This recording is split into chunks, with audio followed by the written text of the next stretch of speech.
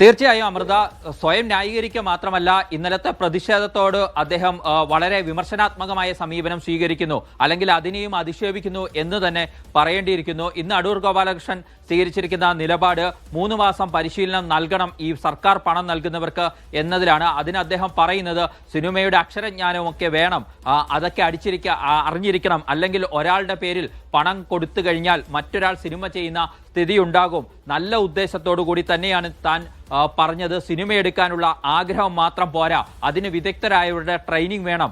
എങ്ങനെയാണ് സ്ക്രീനിങ് ചെയ്യുന്നതെന്ന ചോദ്യം ഉന്നയിക്കുന്നുണ്ട്. നിങ്ങൾ പടമെടുക്കും എന്ന് ഞാൻ എങ്ങനെയാണ് മനസ്സിലാക്കുന്നത് എന്നൊക്കെയാണ് അദ്ദേഹം മാധ്യമപ്രവർത്തകരോട് ചോദിക്കുന്നത്. പല ചിത്രങ്ങൾക്കും ഓറിയന്റേഷൻ കിട്ടാത്തതിലുള്ള പ്രശ്നമുണ്ട്. ഗവൺമെന്റ് സാമ്പത്തിക സഹായം നൽകുന്നത് ആ വിഭാഗങ്ങൾക്കായതുകൊണ്ടാണ് അവരുടെ പേര് പറഞ്ഞത് എന്ന് പറഞ്ഞുകൊണ്ട് അദ്ദേഹം SC/ST പരാമർശത്തിലും സ്ത്രീകൾക്കെതിരെ നടത്തിയ പരാമർശത്തിലും ഇപ്പോഴും ഉറച്ചു നിൽക്കുന്നു. ആ വിഭാഗങ്ങൾക്കാണ് സർക്കാർ പണം നൽകിയത്, അതിനാൽ അവരുടെ പേര് താൻ പറയുകയാണ് ചെയ്തത്. താൻ പറഞ്ഞതെല്ലാം പോസിറ്റീവായ കാര്യങ്ങളാണ് എന്നാണ് അടൂർ ഗോപാലകൃഷ്ണൻ അവകാശപ്പെടുന്നത്. അതിന് നെഗറ്റിവിറ്റി നൽകുകയാണ് ചെയ്തത്. മന്ത്രി പറഞ്ഞതിനെക്കുറിച്ചുള്ള ചോദ്യത്തിന് മന്ത്രി സിനിമാക്കാരനല്ലല്ലോ എന്ന മറുപടിയാണ് അതിന് അടൂർ ഗോപാലകൃഷ്ണൻ പറഞ്ഞത്. ഇന്നലെ പ്രതിഷേധിച്ച അടൂർ ഗോപാലകൃഷ്ണന്റെ വാക്കുകളോട് പ്രതിഷേധിച്ച പുഷ്പാവതിക്കെതിരെ നടത്തുന്ന പരാമർശങ്ങൾ ശ്രദ്ധിക്കേണ്ടതാണ്. സിനിമയുമായി ബന്ധമില്ലാത്ത ആളാണ് പ്രതിഷേധിച്ചത്, അവരെങ്ങനെ കോൺക്ലേവിൽ പങ്കെടുത്തു എന്ന ചോദ്യമാണ് അടൂർ ഉന്നയിക്കുന്നത്. ഞാൻ പറയുന്നത് എന്തെന്നറിയാത്ത ആൾ എങ്ങനെയാണ് പ്രതിഷേധിക്കുന്നത് എന്ന് ചോദിക്കുന്നു.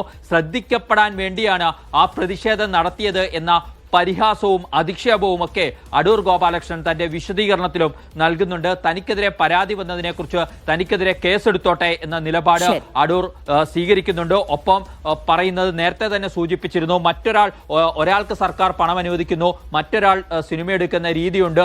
MJ രാധാകൃഷ്ണനെ പോലെയുള്ള ഛായാഗ്രഹന്മാരാണ് അത്തരത്തിൽ പലർക്കും പണമെടുത്ത് നൽകിയത് എന്ന ഒരു കുറ്റപ്പെടുത്തൽ കൂടി അദ്ദേഹം നടത്തുന്നുണ്ട്. അതുപോലെ തന്നെ ചാലയിലെ തൊഴിലാളികൾ IFFKക്ക് എത്തുന്നതുമായി ബന്ധപ്പെട്ട ഒരു പരാമർശവും ഇന്നലത്തെ പ്രസംഗത്തിൽ ഉണ്ടായിരുന്നു.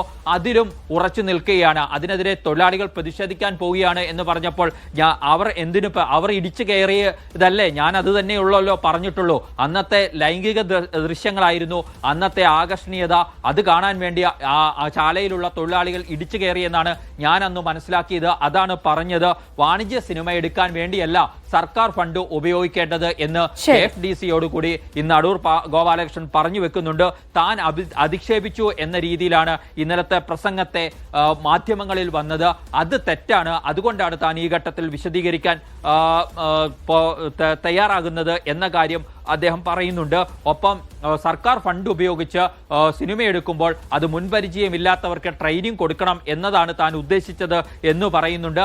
ഏറ്റവും അവസാനം മാത്രമല്ല, മന്ത്രിയുടെയും അതുപോലെ തന്നെ കഴിഞ്ഞ ദിവസം ഉണ്ടായ പ്രതിഷേധവും ഒക്കെ വിമർശിച്ചുകൊണ്ടുകൂടിയാണ് അദ്ദേഹം ഇന്നിപ്പോൾ പ്രതികരിച്ചിരിക്കുന്നത്. വിവരങ്ങളാണ് KR സാജു പങ്കുവച്ചത്. ഇടവേള.